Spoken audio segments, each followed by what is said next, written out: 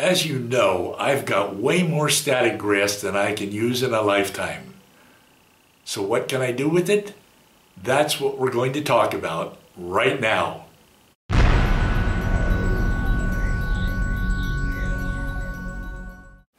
Hi, I'm Roy Smith. In recent videos, I have been putting static grass down on my layout. If you have seen those videos, then you know that I've got way more static grass than I can ever use. They say it's cheaper if you buy it in bulk, and I guess that's what I did. I am certainly going to have truckloads of it left over. Too bad those guys in Panamanian Customs didn't keep some of it for themselves when it arrived in the mail. So I have been asking myself, what am I going to do with all of that static grass?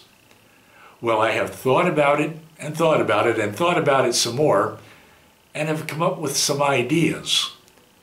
And more importantly, some of you have come up with some ideas.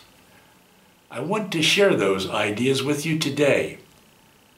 Now, don't blame me entirely for this. One of my subscribers named Andy even suggested that I share the ideas with you. So you can blame Andy. Here then are the ideas about what to do with all of that static grass. My first thought was, I could give the leftover static grass to my gardener. He could use it to fill in those bare spots in my yard. Or he could turn it into compost, and nothing will enrich the soil in my garden more than compost made out of static grass. By the way, I didn't create those bare spots in the yard, although I did create the ones on the floor of Echo Canyon in my video last Saturday. Someone suggested that I cover my entire layout with static grass. Well, that should be easy enough to do, since the grass flies everywhere when you put it down with a static grass applicator. It's one of those life-threatening hazards that we model railroaders face every day. Maybe I could feed it to the termites that are eating the benchwork of my layout and turning my layout into a little pile of dust on the floor. Pretty soon my layout is going to look like this. The termites could fill up on the static grass instead of my benchwork. Maybe I could put it in a blender and make those delicious green smoothies that healthy people keep telling me I need to drink. At least it would look like one of those green smoothies, and probably would taste just as good. I'd better not use my wife's good blender to make smoothies out of static grass though, or I might end up being another one of those train engineers who mysteriously disappears in the night and is never seen again.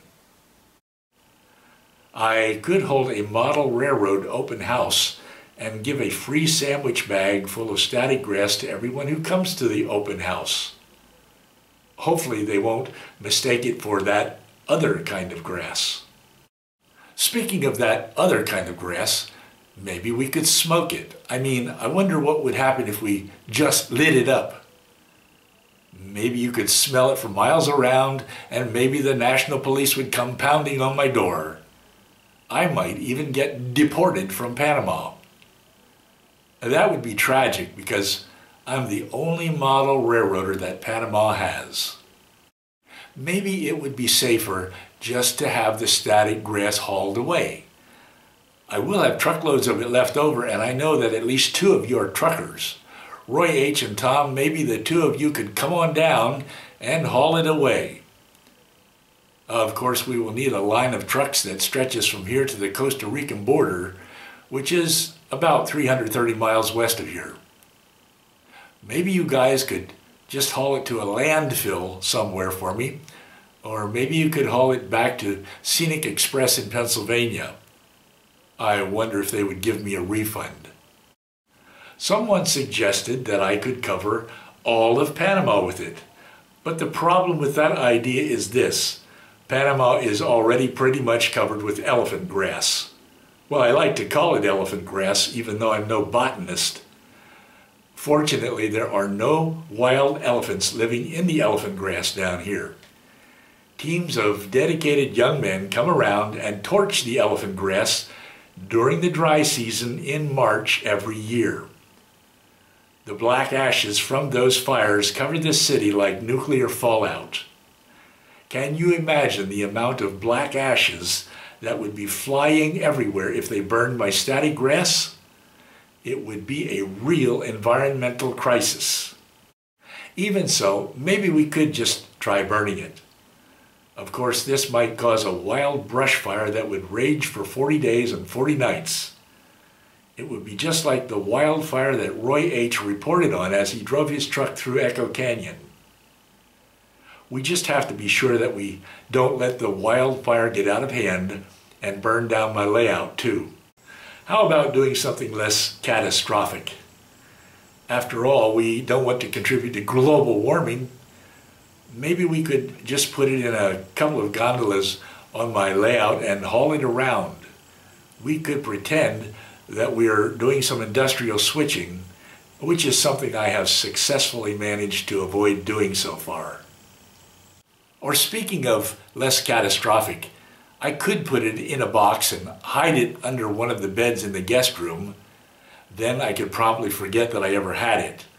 I mean, who knows what's in those boxes of model railroad stuff under the beds in the guest room? If you want to stay in my guest room, you do so at your own risk. But my favorite idea is to make my layout bigger. Then I could have some place to put the static grass. I could add an upper level to the layout. I might be able to get away with that. Or I could try blasting a hole through the wall and extending the layout into the guest room. But there's two problems with that idea. First, I would need a pretty big charge of dynamite to blast the hole, since the walls of my house are made of solid concrete blocks and steel reinforcing rods. The second problem is my wife might catch me in the act if she hears the dynamite going off. She has already made it perfectly clear that I am to remain confined to the train room, and she won't let me out. But hold on, before doing any of these harebrained ideas, I still need some of the static grass for my layout. I want to use some of it to make patches, strips, and tufts of grass, just like real model railroaders do. And to make these patches, strips, and tufts, I went all the way to the mall and bought this expensive cookie sheet today. I knew I'd better not use one of my wife's cookie sheets because my oatmeal raisin cookies might end up tasting like static grass. Well, who knows? Maybe I can show you how I'm going to make patches, strips, and tufts out of static grass in my regular video this coming Saturday morning. That is, if I don't burn up the static grass in the oven first. Way back, more decades than I can remember, when I spent real life in the Army, we often said, "Yes sir, 3 bags full." I often said this myself, even though, as usual, I had no idea what I was talking about. But now I know. We were talking about 3 bags full of static grass.